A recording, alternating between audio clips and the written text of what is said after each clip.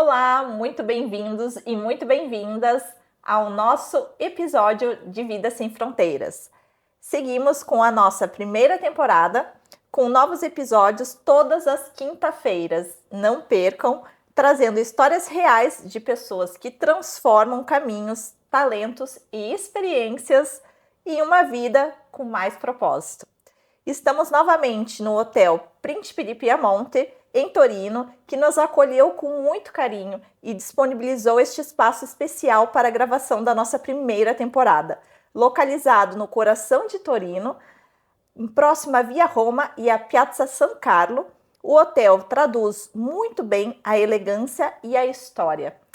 E a hospitalidade italiana, claro. Aqui, no Vida Sem Fronteiras, falamos sobre escolhas, recomeços, carreira, criatividade, burocracia e histórias de pessoas que decidiram construir uma vida além das fronteiras. Antes de começar, já se inscreva no canal, ative o sininho e compartilhe o episódio para que outras pessoas possam se fortalecer e se inspirar.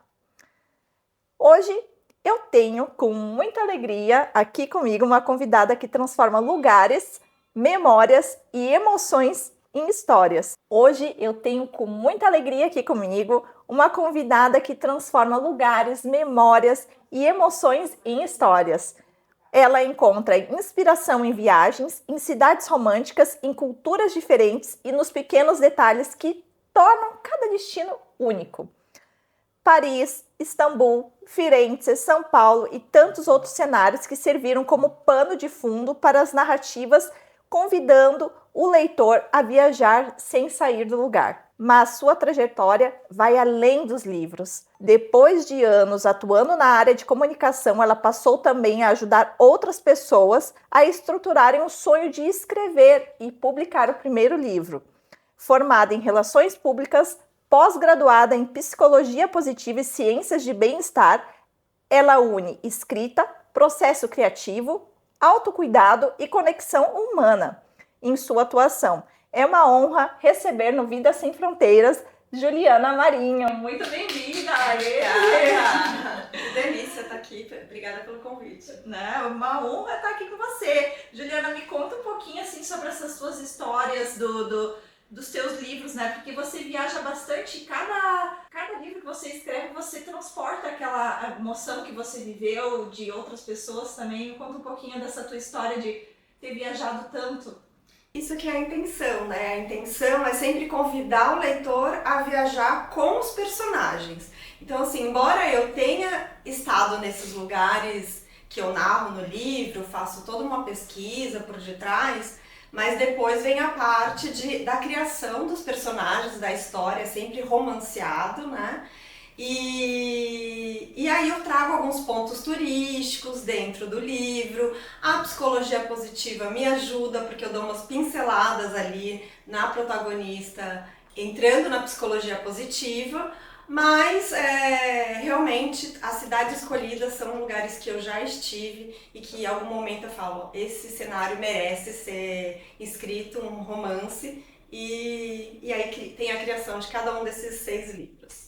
6 livros, você tem Uma Taça na Vida, seria? Daí tem quais os livros que você já escreveu assim? Então vamos do começo para eu nem me perder, né? Então o primeiro é Paris, depois vem O Vestido de Época, que é uma história que eu contei da década de 20, né? Então é o meu único livro de época, romanceado, mas de época. Depois vem A Melodia dos Sonhos, que se passa em São Paulo. Conexão em Istambul, que você citou aí, né? Uma história toda recheada da magia e dos encantos de Istambul. Uma Taça na Vida é o único que não é romanceado, porque é a minha história, da minha vivência de ter rodado aqui a Itália com a minha família para viver novas experiências, sair desse lugar da zona de conforto onde eu estava, né? E escolher o lugar que eu queria morar aqui na Itália. E depois, o meu último lançamento é o Conexão 2, que a história se passa em Firenze e também em Torino. Eu vou deixar aqui o Instagram, posso deixar o Instagram? Eu vou deixar o Instagram aqui da Juliana E vocês, assim, vocês podem estar tendo acesso aos livros dela, assim. Eu já li esse daqui, o primeiro. Uma taça, esse daqui é muito bom. E os outros ainda eu tô lendo, na verdade, mas esse daqui eu já li. Olha, aqui eu também são 6, né? São Então... vários livros. E dentro de todas as coisas que eu tenho para ler dia a dia, mas é muito bom. Eu gosto de ler, uma boa leitura, muito fácil. Eu queria estar sabendo contigo, assim, quando que você percebeu que você, além de escutar as histórias, gostar das histórias, decidiu transformar essas histórias em livros? Já na adolescência eu já comecei a ler muito, então não é uma coisa que vem da infância, que você fala, eu já sonhava em ser escritora. Não é, é uma coisa que veio da adolescência para a vida adulta. E foi tudo muito natural, porque eu resolvi escrever o livro, o primeiro livro, 4 Estações, de uma maneira muito espontânea, né? Eu não tinha técnica, eu não tinha nada, então eu ia, de tanto ler livro de romance, eu falei, eu quero começar a contar uma história de romance que veio na minha cabeça. E aí comecei a contar essa história, mas de novo, eu não tinha estrutura, eu trabalhava como relações públicas, então eu usava do momento das férias para poder escrever. O primeiro demorou 7 anos para eu escrever, porque era no período das férias, descompromissado, era um hobby para mim, por assim dizer. Até que uns amigos que passavam sempre as férias comigo, eles falaram, mas que tanto você escreve aí no computador, né? Depois que a gente volta da praia, você tá aí tão dedicada no computador. E eu tô escrevendo um livro, né? Quem sabe um dia eu publique. E eles, por coincidência ou não, eles têm uma gráfica e aí eles falaram, nós vamos te ajudar a publicar o teu primeiro livro, termina de escrever e a gente vai fazer a diagramação. Um fez a diagramação, a esposa fez a capa, a outra fez a análise crítica. Então o livro foi todo estruturado na gráfica deles, né? Eles me apoiaram. Em São Paulo eu falei, bom, vou atuar de relações públicas, promover o evento. Escolhi o local, né? E era um local bem grandioso, sabe? Para ser assim o primeiro livro. E deu tudo certo, assim, os amigos me apoiaram, foram no evento, teve uma fila grande, daí eu falei, gente, não é que esse sonho pode virar realmente realidade? E ali na cadeira, autografando aquele primeiro livro, eu tomei a decisão que eu queria ser escritora. Só que aí eu fui atrás, né? Eu tinha a ideia que para ser escritora eu precisava estudar para isso, eu precisava aprender mais sobre isso. Então eu fui estudar para o segundo livro, já uma coisa muito mais estruturada, com apoio já de profissionais mesmo, que me ajudaram na escrita. E hoje você ensina também as pessoas, né? Quem tem esse sonho aí, gente, de escrever, você faz um curso específico? Como que funciona esse curso? Então, é exatamente isso, né? É até legal eu ter contado como foi que eu comecei, para dizer então que eu estive nesse lugar da dificuldade de querer publicar o livro, querer escrever o livro, mas eu não tinha ninguém ao meu redor, né, que fosse da área e que pudesse me ajudar. Então, naquela época, tinha a Escola Vivendo de Inventar, que é do André Bianco. Ele é roteirista, escritor, e ele criou esse curso e eu fui atrás dele e tive toda a oportunidade de aprender, né? E hoje, o que eu ofereço? Não é que eu dou um curso de escrita criativa, te ajudo a despertar as ideias, não é isso. O que eu vendo na consultoria é te ajudar a realizar o sonho de publicar o primeiro livro. Porque eu vou te mostrar o cenário como é do meio editorial, tudo que eu aprendi nesses 12 anos de carreira, os acertos e os erros, porque eu já tive editora independente, autopublicação, e cada maneira é uma maneira de seguir, de uma realidade, e que o autor tem que escolher aquilo que ele quer, né? Então hoje eu sou independente, faço autopublicação, os livros são produzidos no Brasil, mas a gente já tem muito acesso a e-book hoje em dia para publicar na Amazon, então eu tenho contos também publicados, faço parte de duologias. E aí consigo passar todas essas informações para o escritor que quer publicar o primeiro livro. Então, se alguém tem um sonho de escrever um livro, o autor, aquele ali, ele vai estar pensando na criatividade, a história vai ser a dele, mas você ajuda a colocar isso. A gente vai organizar o livro, exatamente, porque às vezes precisa de um empurrãozinho, né? Ter ali uma parceria pra gente organizar mesmo, porque quando o livro tá organizado em capítulos, você consegue visualizar. E eu acho que, né, você concorda comigo, quando a gente visualiza o projeto, fica tudo muito mais fácil.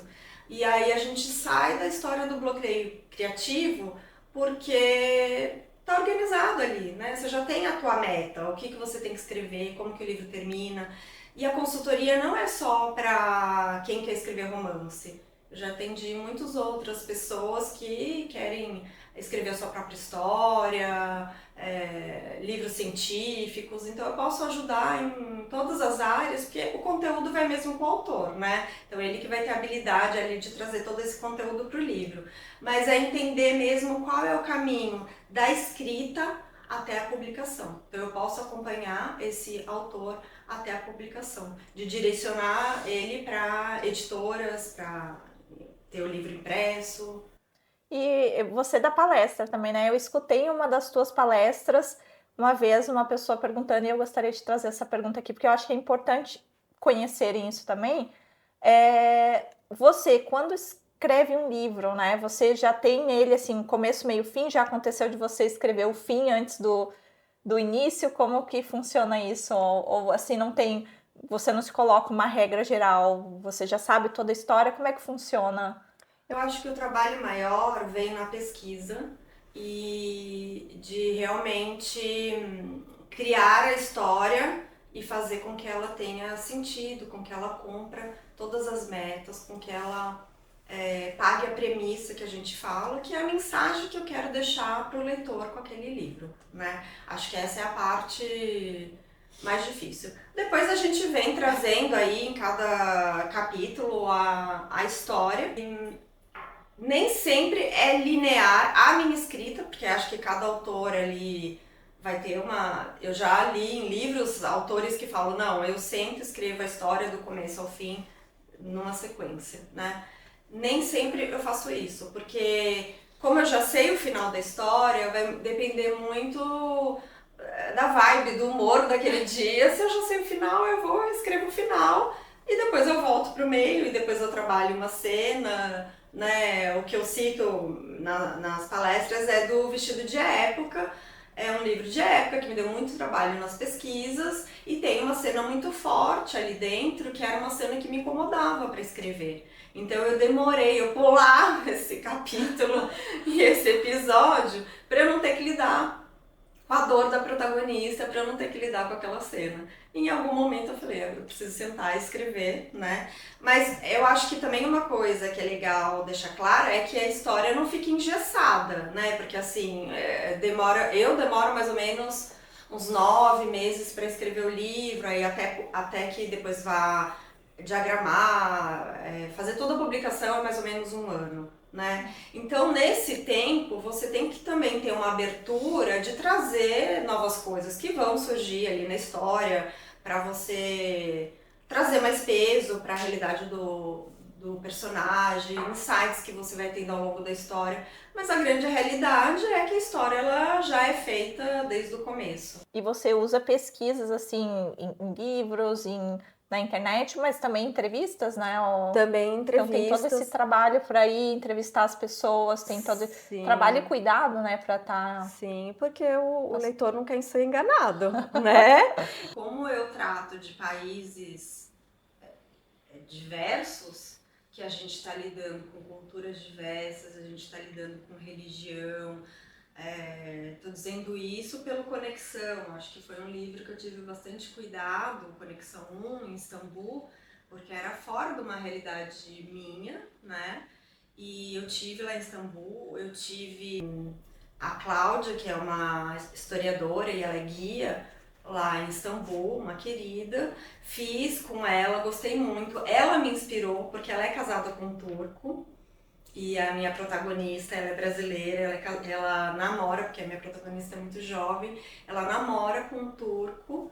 E eu queria entender da Cláudia como que é a realidade dessa brasileira entrar na casa de um turco e como que seria aceita a família, como é que ela é tratada, quais são os costumes, né? Então, embora não vá a fundo em nenhuma religião específica, mas eu precisava entender os costumes daquele país.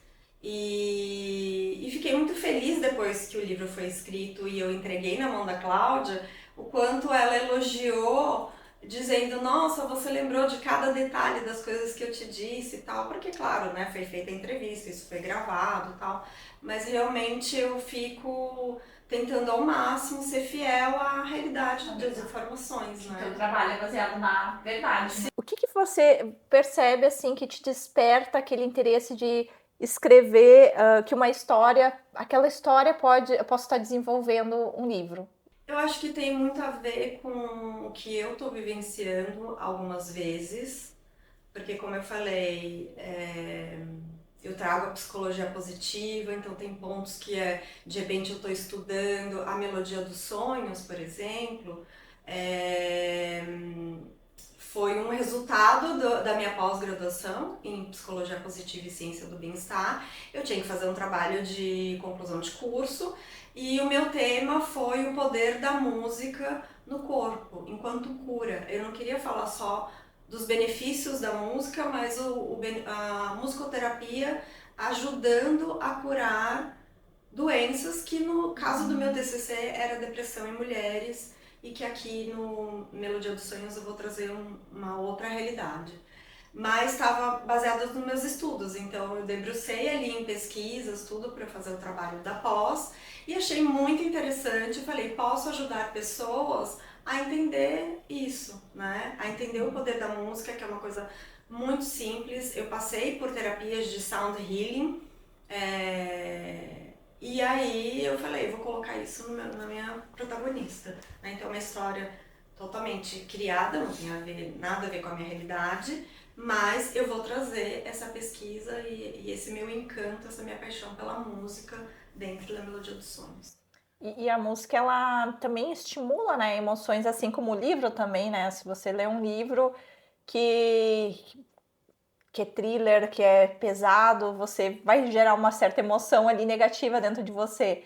E como você estudou a psicologia positiva, você tenta despertar talvez esse lado, essas emoções positivas no leitor também, né?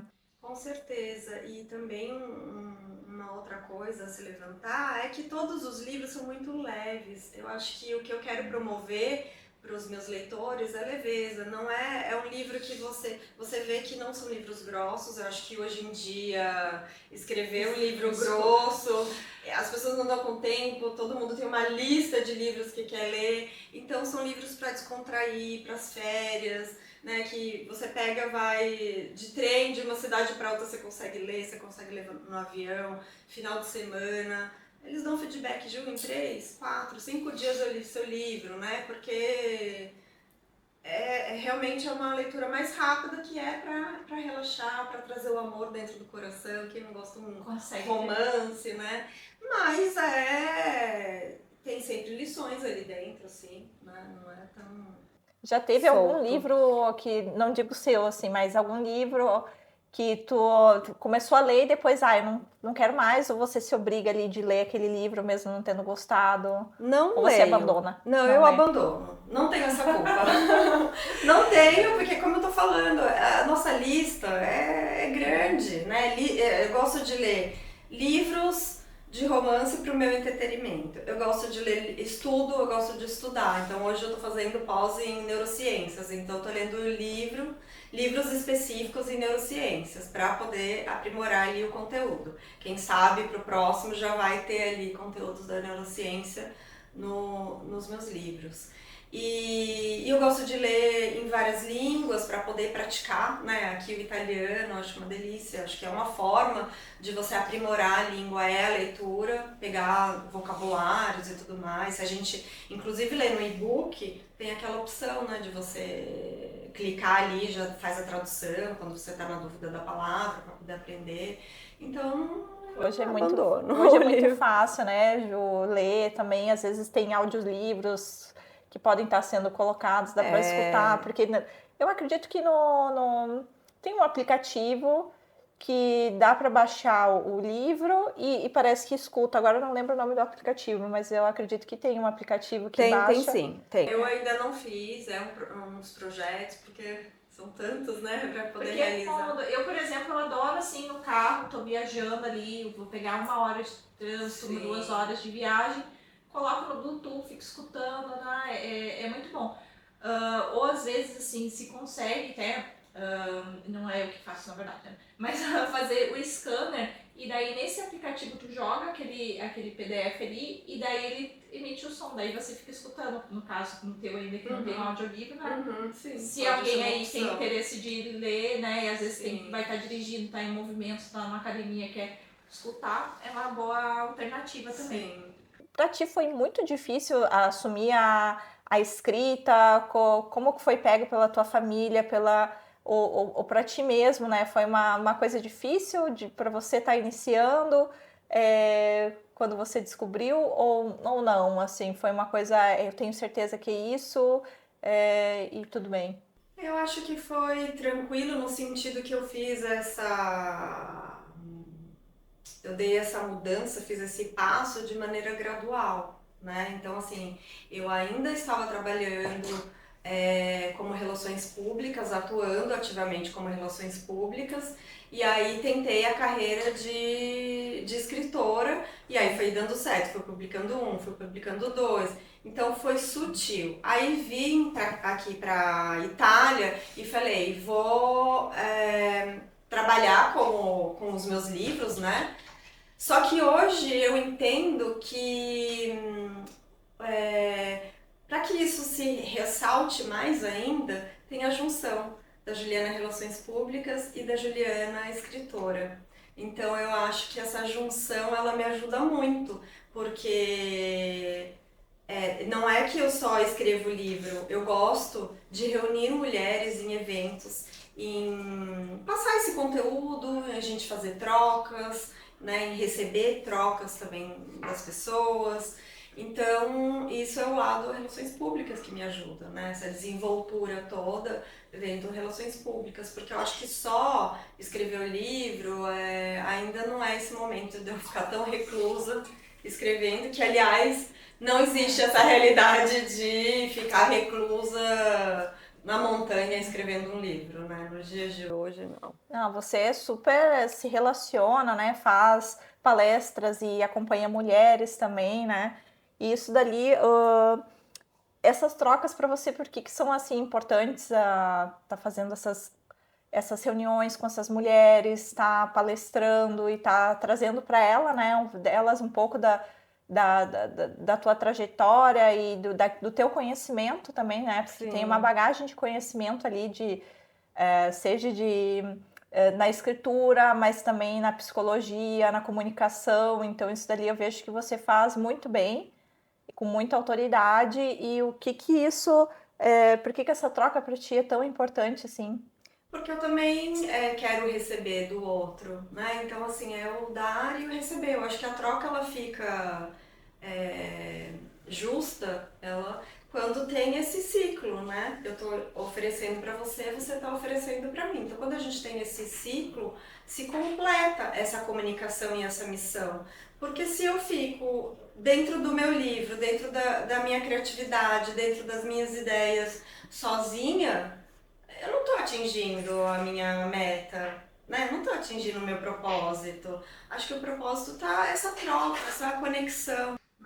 Tá se trocando também, né? Olha, você tem esse serviço, você pode estar passando. Isso me alimenta, pra ser bem sincera, né? A comunicação me alimenta. É muito bom, pra mim também. Eu tenho esse lado assim, eu quero que torça pros outros que dê certo, Sim. mas eu quero que também torça por mim que dê certo pra mim também. Isso daí é uma coisa muito positiva, assim. Eu acho que criar essas comunidades, assim, também, na minha opinião, é muito importante pra estar um alimentando o outro, né?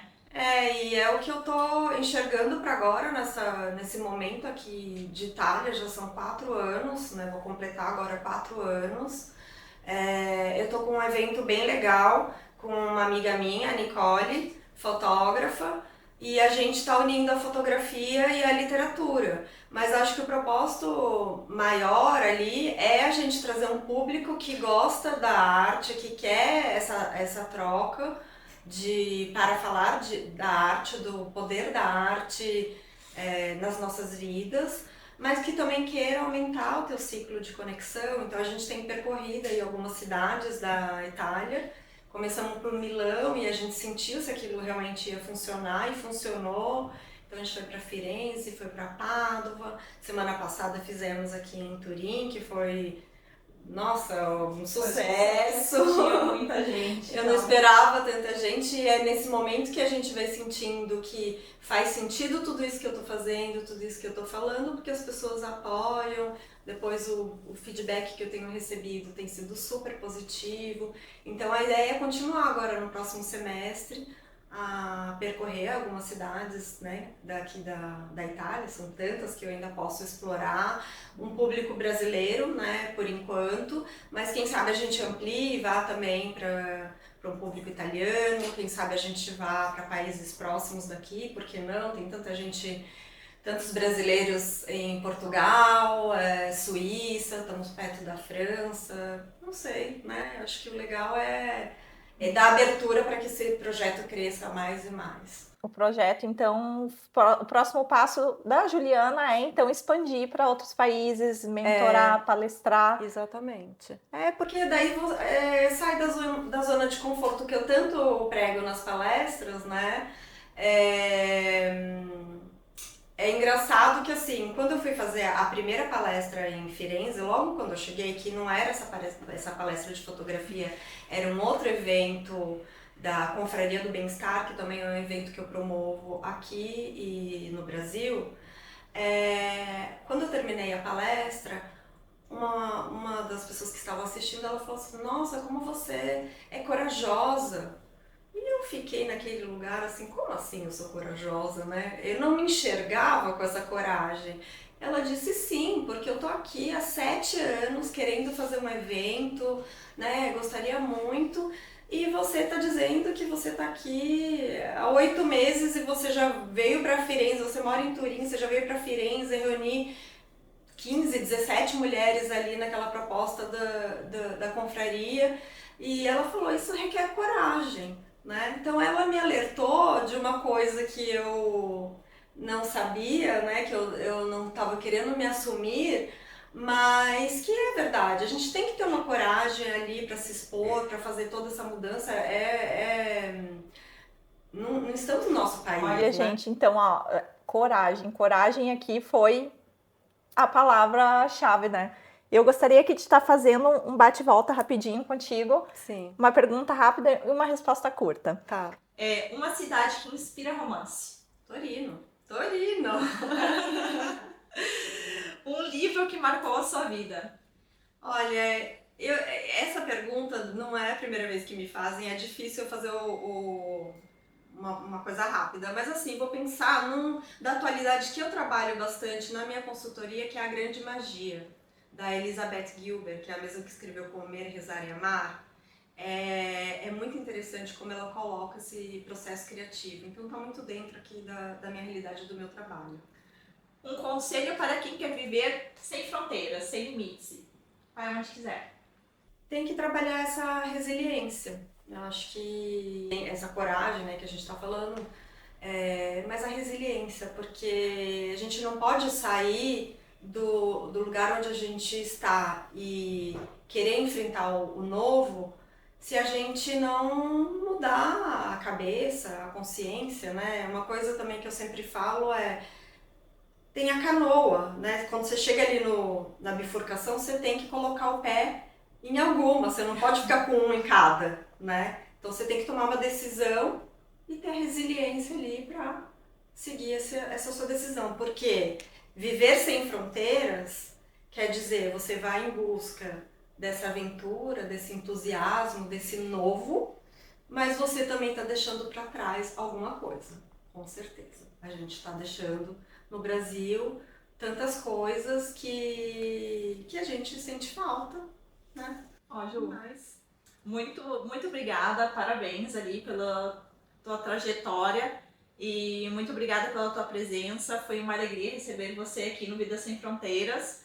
A sua história aqui mostra que viver sem fronteiras também é permitir que a criatividade, né, e a sensibilidade e sobretudo a coragem, pelo que você tudo falou aqui, te levem a lugares tão diferentes assim, né, dentro e fora do país também. E eu gostaria de agradecer aqui também novamente ao Hotel Príncipe de Piemonte, em Torino, por nos receber e disponibilizar este espaço pela primeira temporada do nosso podcast. Agradeço também a equipe que fez este projeto acontecer, a maquiagem, o cabelo, a montagem dos looks, o pessoal da produção, das câmeras aqui. E se você ainda não está inscrito no canal, inscreva-se agora, coloque ali, ative o sininho e compartilhe para que outras pessoas possam se inspirar e se fortalecer e aprender com isso também. Eu vou deixar aqui a página Instagram da Juliana e vocês assim podem estar seguindo ela e estar acompanhando aí todas as palestras, os lugares que ela vai. E eu conto com o apoio de vocês e nos vemos no próximo episódio do Vida Sem Fronteiras. Muito obrigada!